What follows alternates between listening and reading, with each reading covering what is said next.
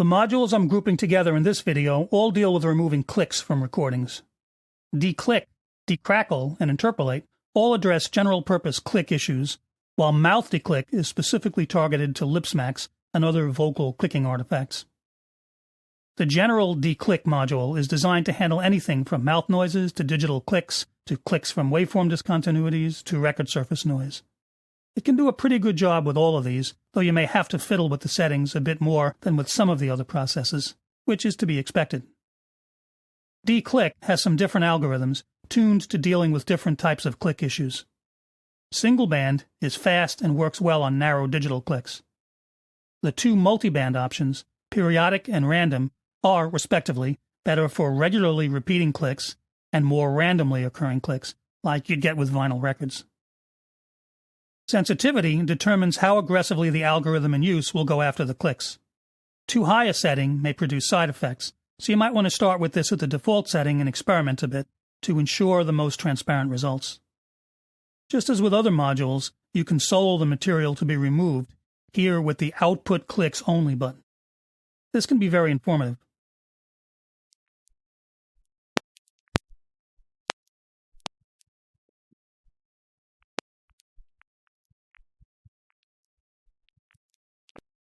Click widening can increase the area, the time frame, around a click being processed to make for a smoother transition in and out of the removed click. If you think you perceive artifacts from the processing, you could try advancing this a bit to see if it helps. Think of it as a potential smoothing control. If you choose one of the multiband algorithms, the frequency skew slider can be used to weight the click detection towards lower or higher frequencies for a better targeted response. Here's declick working on clicks from some record surface noise. So enticing, out of sight, out of mind, fall for it every time. So enticing, out of sight, out of mind, fall for it every time. If clicks are very frequent and closely spaced, they might be better described as crackle, and the decrackle module is specifically tuned to address that problem. Again, a good example might be record surface noise. There are three quality settings: low, medium, and high. Low offers processing speed, while medium and high are designed to provide greater transparency, less potential tonal artifact from the processing. With, for example, noisier vinyl, I've found the high setting seems to work best. Naturally, strength determines how much crackle will be repaired, depending on how severe the problem is, and amplitude skew should be matched to the level of the audio at the time of the offending crackle. If it occurs with loud sounds, like transients, skew to the right. If the crackle is audible over quieter passages, skew to the left. A more appropriate skew setting may help the algorithm achieve the smoothest, most transparent results. Once again, you can solo the processed audio to see what's being affected.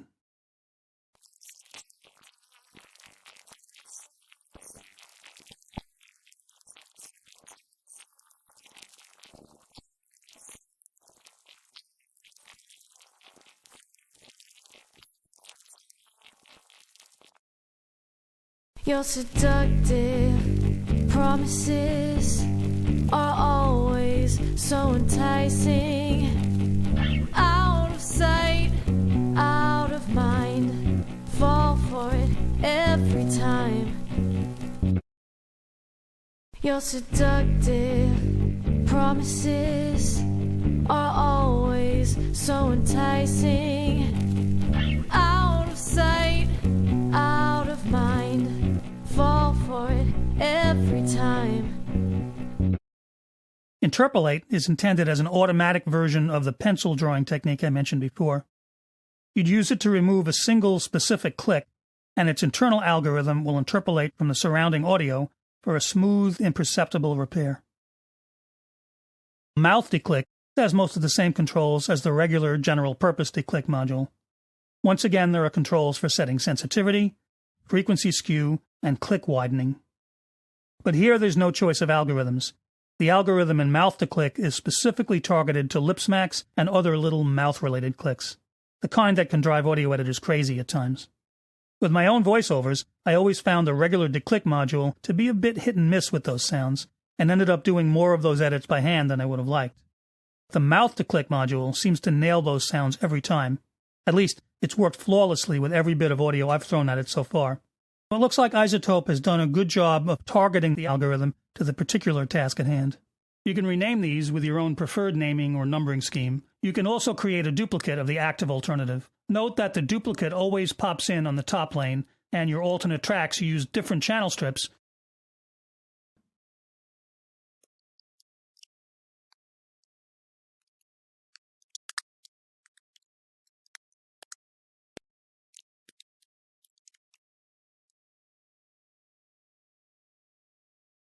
You can rename these with your own preferred naming or numbering scheme. You can also create a duplicate of the active alternative. You can rename these with your own preferred naming or numbering scheme. You can also create a duplicate of the active alternative. Note that the duplicate always pops in on the top lane, and your alternate tracks use different channel strips. Currently, a module chain that includes the mouth to click and breath control modules is part of my go-to processing for all these video voiceovers. Next up, two modules that address problems related to dialogue and post-production, de-rustle and de-wind.